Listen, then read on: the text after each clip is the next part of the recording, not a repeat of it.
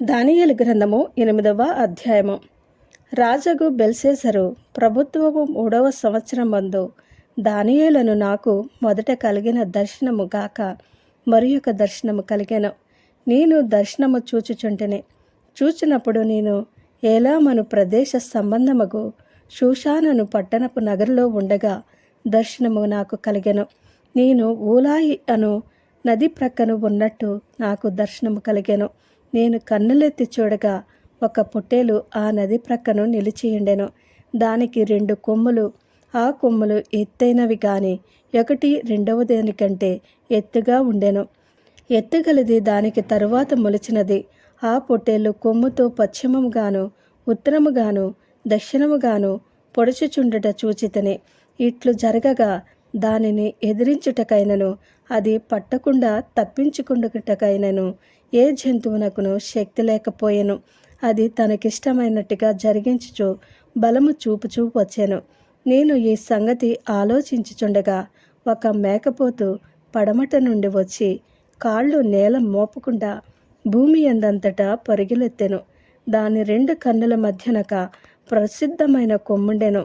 ఆ మేకపోతు నేను నది ప్రక్కన నిలుచుట చూసిన 2 కొమ్ములు గల పొట్టేలు సమీపమునకు వచ్చి భయంకరమైన కోపముతోనూ బలముతోనూ దాని మీదికి ఢీకొని వచ్చెను. నేను చూడగా ఆ మేకపోతు పొట్టేలును కలుసుకుని మిక్కిలి రౌద్రము గలదై దాని మీదికి వచ్చి ఆ పొట్టేలును గెలిచి దాని 2 కొమ్ములను పగులగొట్టెను. ఆ పొట్టేలు దానిని ఎదిరింపలేక పోయినందున ఆ మేకపోతు దానిని నేలను పడవేసి త్రొక్కుచుండెను. దాని బలము అణిచి ఆ పొట్టేలును తప్పించుట ఎవరి చేతను కాకపోయెను. ఆ మేకపోతు అత్యధికముగా బలము చూపుచూ వచ్చెను. అది బహుగా పుష్టినందగా దాని పెద్ద కొమ్ము విరిగెను. విరిగిన దానికి బదులుగా 4 ప్రసిద్ధమైన కొమ్ములు ఆకాశపు నలుదిక్కులకు 4 పెరిగెను. ఈ కొమ్ములలో ఒక దానిలో నుండి ఒక చిన్న కొమ్ము మొలిచెను. అది దక్షిణముగాను తూర్పుగాను ఆనంద దేశపు దిక్కుగాను అత్యధికముగా బలిసెను. ఆకాశ సైన్యమునంటునంతగా పెరిగి నక్షత్రములలో కొన్నింటిని పడవేసి కాళ్ల క్రింద అనగా ద్రొక్కుచుండెను.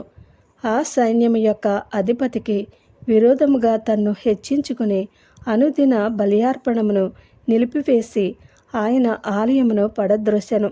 అతిక్రమము జరిగినందున అనుదిన బలిని నిలుపు చేయుటకై ఒక సేన అతనికి ఇయ్యబడెను.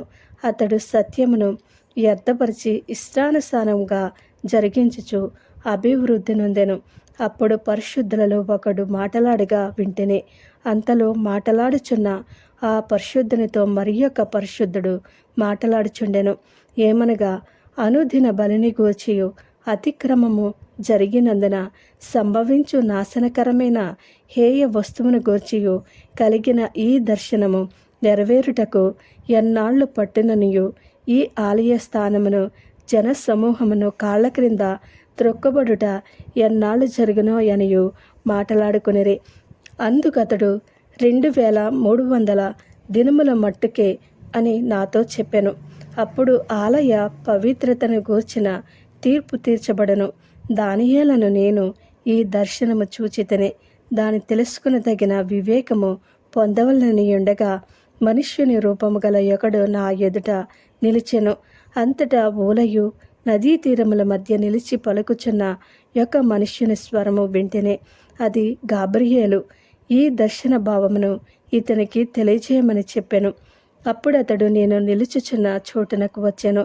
అతడు రాగానే నేను మహాభయము నుండి సాష్టాంగపడితిని. అతడు నరపుత్రుడా, ఈ దర్శనము అంత్యకాలమును గూర్చినదని తెలుసుకునమనెను. అతడు నాతో మాటలాడుచుండగా నేను గాఢనిద్ర పట్టిన వాడనై నేలను సాష్టాంగపడితిని గనుక అతడు నన్ను పట్టుకుని లేవనెత్తి నిలువబట్టెను. మరియు అతడు ఉగ్రత సమాప్తమైన కాలమందు కలగబోవునట్టి సంగతులు నీకు తెలియజేయుచున్నాను. ఎలయనగా అది నిర్ణయించిన అంత్యకాలమును గూర్చినది. నీవు చూచిన 2 కొమ్ములు గల ఆ పొట్టేళ్లున్నదే అది మాదీయుల యొక్కయు పారసీకుల యొక్కయు రాజులను సూచించుచున్నది.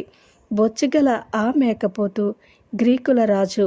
దాని 2 కన్నుల మధ్యనున్న ఆ పెద్ద కొమ్ము వారి మొదట రాజును సూచించుచున్నది. అది పెరిగిన పిమ్మట దానికి బదులుగా 4 కొమ్ములు పుట్టినవి గదా. 4 రాజులు ఆ జనములలో నుండి పుట్టుదురు, కానీ వారు అతనికున్న బలము గలవారుగా ఉండరు. దాని ప్రభుత్వము యొక్క అంతములో వారి అతిక్రమములు సంపూర్తియగుచుండగా క్రూర ముఖము గలవాడును యుక్తి గలవాడునయ్యుండి ఉపాయము తెలుసుకుని ఒక రాజు పుట్టను. అతడు గెలుచును గాని తన స్వబలము వలన గెలవడు. ఆశ్చర్యముగా శత్రువులను నాశనము చేయుటయందు అభివృద్ధి పొందుచు ఇష్టమైనట్టుగా జరిగించుచు బలవంతులను అనగా పరిశుద్ధ జనమును నశింపజేయను.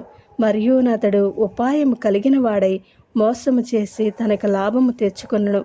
అతడు అతిశయపడి తన్ను తాను హెచ్చించుకొనును. క్షేమముగానున్న కాలమందు అనేకులను సంహరించును. అతడు రాజాదిరాజుతో యుద్ధము చేయను, కానీ కడపట అతని బలము దైవాధీనము వలన కొట్టివేయబడును. ఆ దినములను గూర్చిన దర్శనమును వివరించియున్నాను. అది వాస్తవము.